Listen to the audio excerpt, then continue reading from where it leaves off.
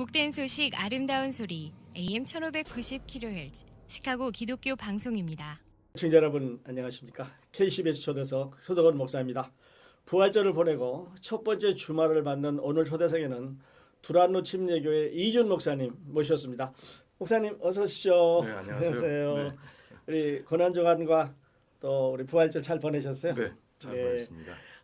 목사님께서는 매주 월요일 아침 7시 10분부터 신앙 에세이를 주시고 있기 때문에 우리 청취자들하고 매우 익숙하십니다. 또 오랫동안 방송을 하셨고요. 근데 오늘은 초대석에 이렇게 시켜 나오셨으니까 청취자들하고 간단한 인사 먼저 한번 교환하시죠. 네, 저는 기독교 방송국 생각하면 영혼의 오아시스라는 생각을 하고 있고요. 이 말씀으로 넘치는 이 방송을 통해서 우리 많은 성도님들이 힘과 위로를 얻었으면 좋겠다라는 생각을 하고 있습니다. 그래서 기도 많이 하고 있고, 그리고 우리 성도님들도 이 방송국을 위해서 많이 기도해 주시고 또 물질로도 후원을 많이 해주셔서 이 생명의 이 사역이 오랫동안 계속될 수 있도록 그렇게 해주시면 참 감사하겠다는 생각을 하게 되고요.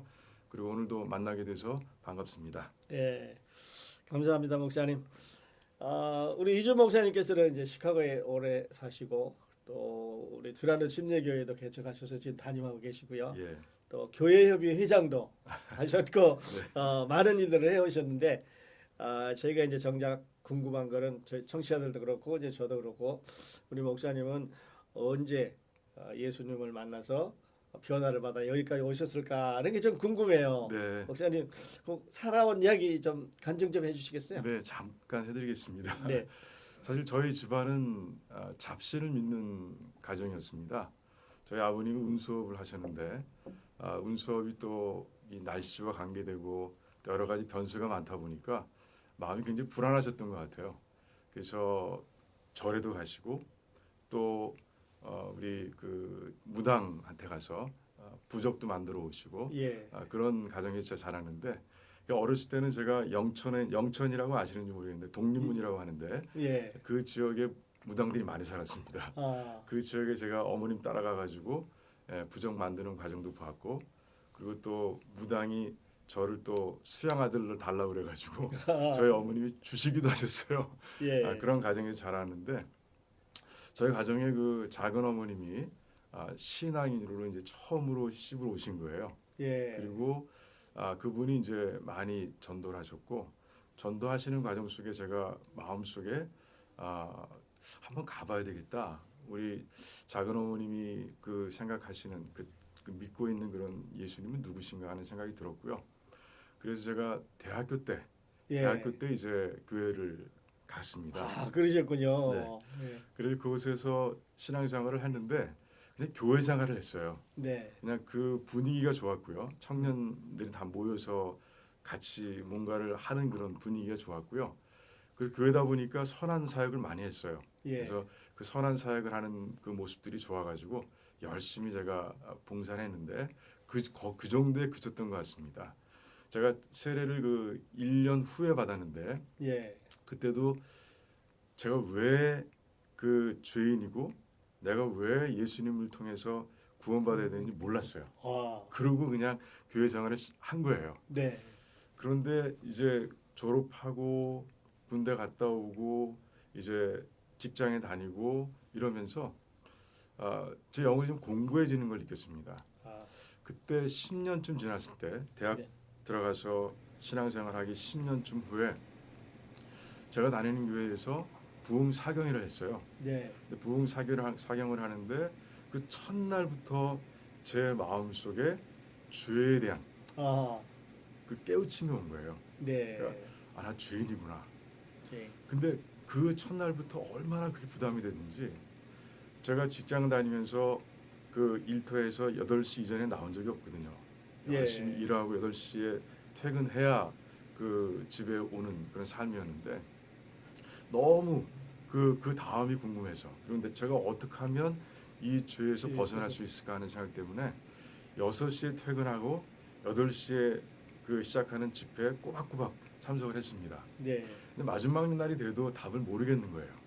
근데 마지막 날 좀 일찍 도착을 해서 기도하는 가운데 음성을 듣게 되는데 전 주님의 음성에 믿고 있습니다.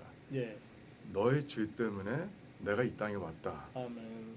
이 음성이 들리는데 그때부터 제가 회개가 나오고 그리고 눈물이 나오고 그리고 그 눈물이 점차 기쁨의 눈물로 바뀌더라고요. 예. 그때 제가 이제 진짜로 예수님을 만난 거죠. 예, 그때 10년이 지나서야 예수님을 만나게 됐어요. 예. 그러고 나서 이제 예수님께서 그 1년 후에 미국으로 보내주셨고요. 예. 시카고에 지사가 있었는데 LG 제가 금성사를 다녔는데 그 당시에 네. 지금 LG죠. 네. 그때 이미 선배가 나온 지 1년밖에 안 됐어요. 보통 나오게 되면 4년 정도를 지나고 그리고 이제 본사로 들어오게 되는데 1년밖에 안 되는데 그분이 상사하고 갈등이 있어서 그만두신 거예요. 네. 근데 그 자리가 비었는데 그게 제 자리가 된 거예요. 그러셨군요. 그렇게 나오게 됐고 네. 그러면서 그 회사 생활하는 가운데 이제 이 미국 이 우리 동포들의 삶을 보게 하시고 교회들의 모습을 보게 하시면서 점점 영적인 부담을 주셨고 그리고 그렇게 주재원 생활하는 가운데 6년쯤 됐던 때부터 하나님께서 부르시기 시작하셨고요. 네. 그때부터 깊은 갈등에 들어가고 깊은 기도에 들어가고 결국에는 이제 하나님께 순종하고 그리고 예. LG 그만두고 이제 무대에 가서 이제 MDB 과정을 밟게 됐죠. 그러셨군요. 네. 예. 그래서 지금까지 온 겁니다. 그러셨네요. 목사님 간증을 듣다 보니까 우리 사도행전 16장 31절인가요?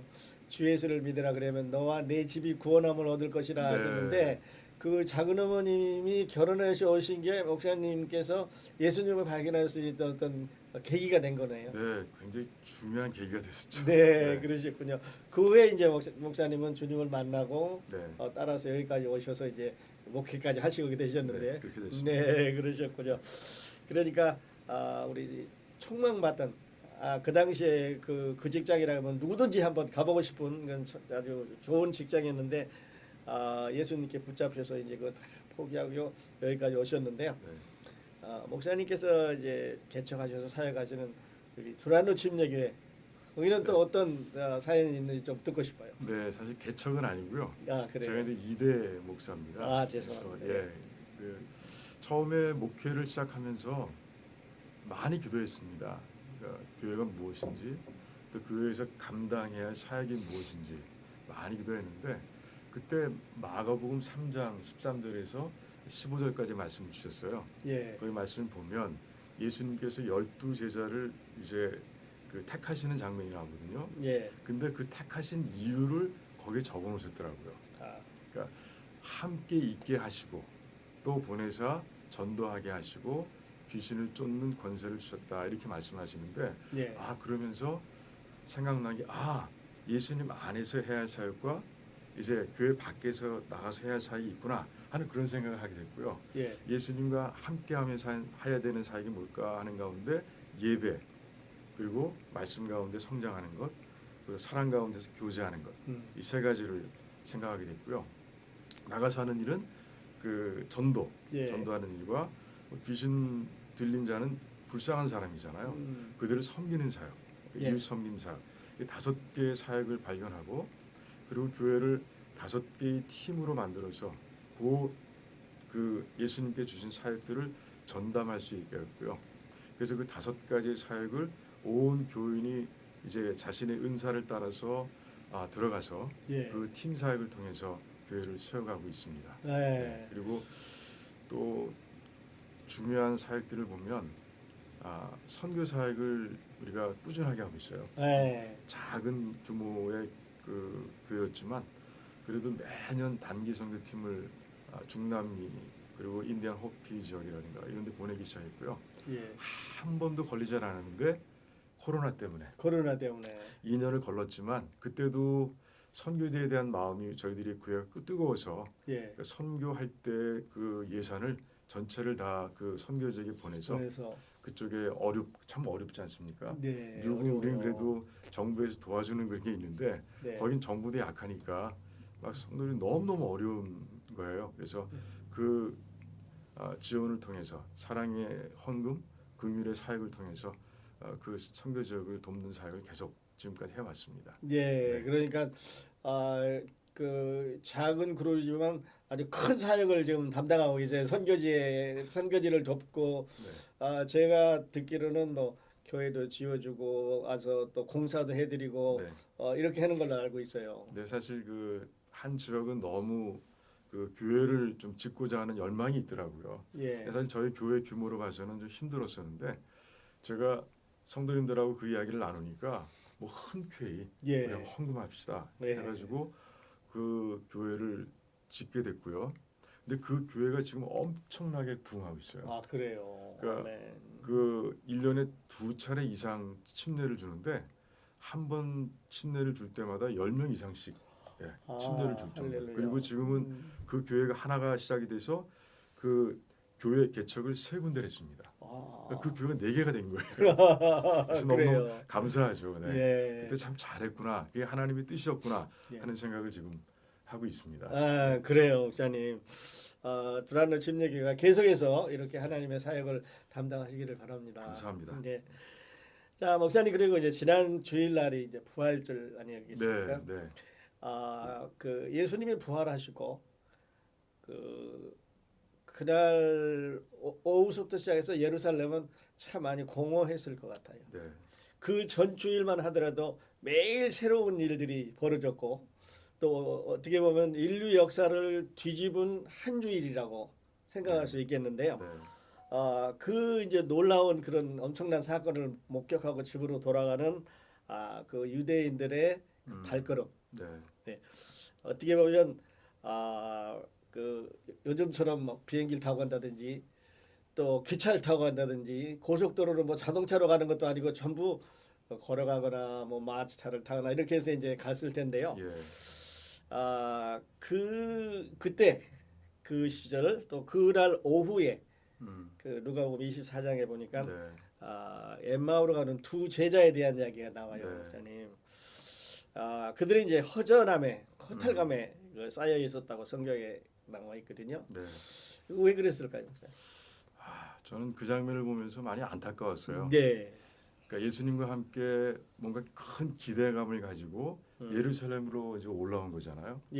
근데 이제 모든 기대를 다 내려놓고 버리고 이제 엠마오라는 자기가 왔던 곳 같은데 예루살렘에서 한 6마일 정도 떨어진 곳으로 알고 있는데 그곳으로 돌아가는 그 발걸음. 그러니까 소망으로 왔다가 기대감으로 왔다가 이제 모든 게 다 사라지고 돌아가는 그들의 발걸음이 얼마나 무거웠을까 하는 생각을 하게 되는데 그 무거웠을 그 발걸음을 생각하면서 그들이 마음을 들여다봤어요. 그런데 좀 안타깝다라는 생각을 하게 되는 거예요. 그러니까 공생의 3년 동안 예수님과 함께 다니면서 그들이 본 것은 기적이잖아요. 그렇죠. 정말 놀라운. 그러니까 볼 수 없었던 장면들을 너무너무 많이 봤는데 죽은 자가 살아나는 모습도 봤고요.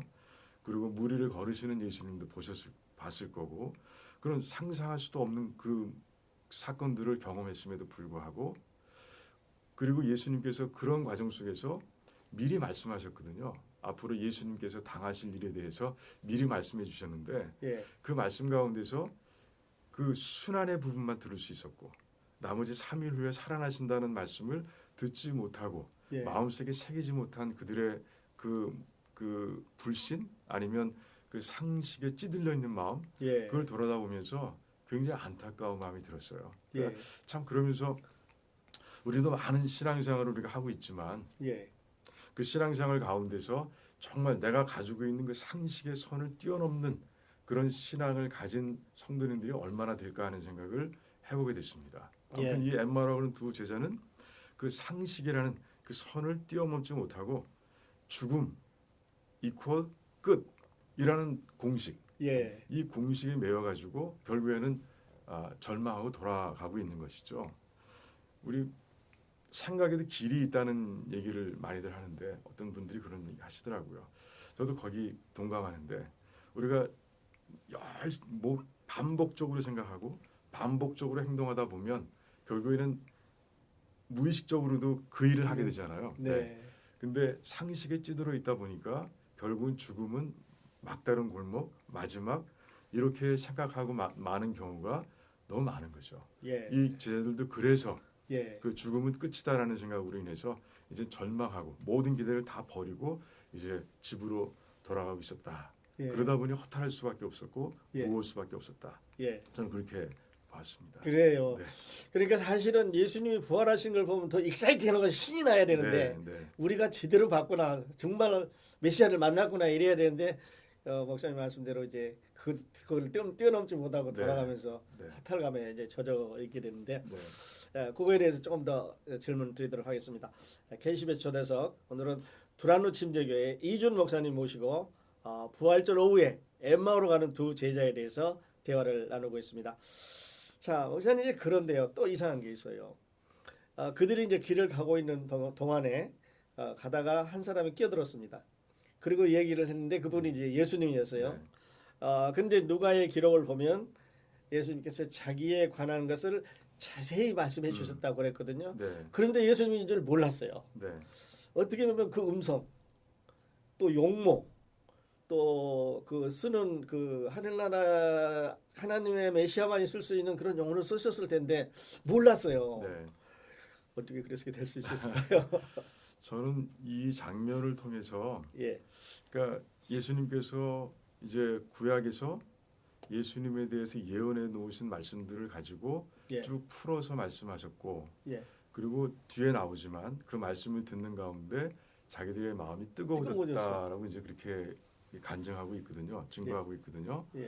저는 이 모습을 보면서 좀 특별할지 모르겠지만 그러니까 예수님을 직접 만나지 못했던 사람들 그리고 그래서 이 믿기 어려운 처지에 있는 사람들 그들에게 주신 그 배려다라는 생각을 했어요. 왜냐하면 예수님께서는 얼마든지 그 두 제자에게 나다라고 분명히 말씀할 수 있거든요. 왜냐하면 그 전에는 예수님께서 나타나셔서 내 손 만져봐, 내 옆구리에 손 넣어봐 이렇게까지 말씀하셨고 금방 알려주셨어요.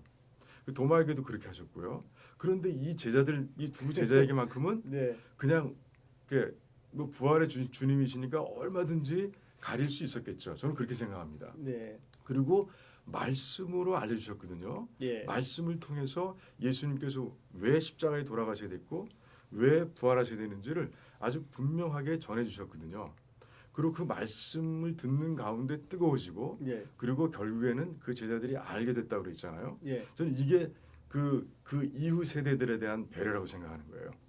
그러니까 정말 그 전에 제자들에게 나타나셨던 것처럼 그냥 알려주셨으면 이건 똑같잖아요. 그런데 말씀을 통해서.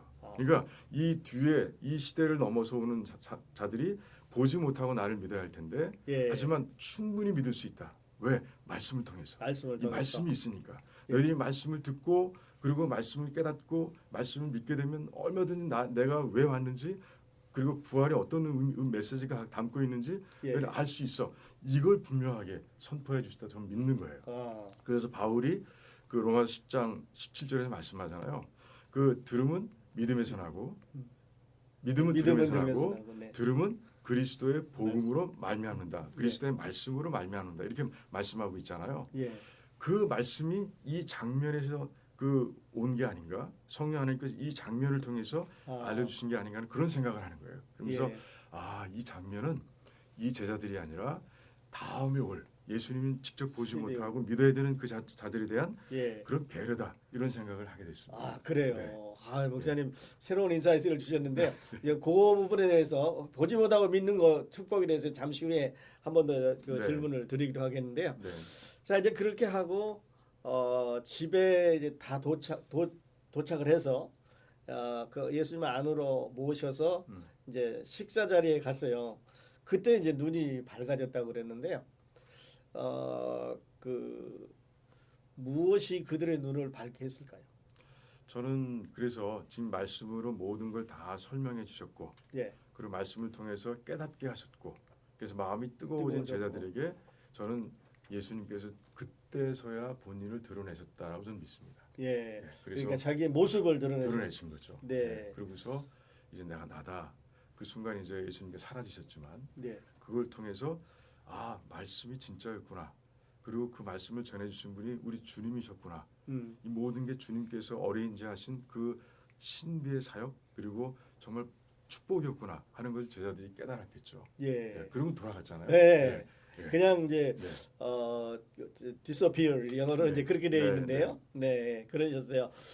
자, 그런데 이제 눈을 이제 열어 주셨는데요. 그 열어 주셔서 이제 그거 보게 되셨는데 우리도 사실 목사님 이제 좋은 지적해 주셨는데 설교 많이 들어요. 또 성경 공부 많이 합니다. 네.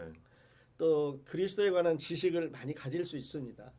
그런데 주께서 눈을 열어주지 않으면 그분을 볼 수 없는 것 같아요. 그거는 우리의 노력이 아니라 성령께서 하나님께서 주시는 그렇죠. 것 같아요. 예, 그러니까 주님께서 직접 보여주셨다는 게 예. 바로 예수님의 그 우리 말씀으로 계시고요. 예. 예, 그 구원의 관점에서 보면 은혜인 거죠. 네. 그게 은혜인 거죠. 네, 예, 은혜예요. 예, 은혜. 예. 네. 그러니까 우리가 어떻게 할 수 없어요. 네. 그런데 네. 보여주시니까 보이는 거. 네, 예. 은혜죠. 예. 예, 그래요, 목사님.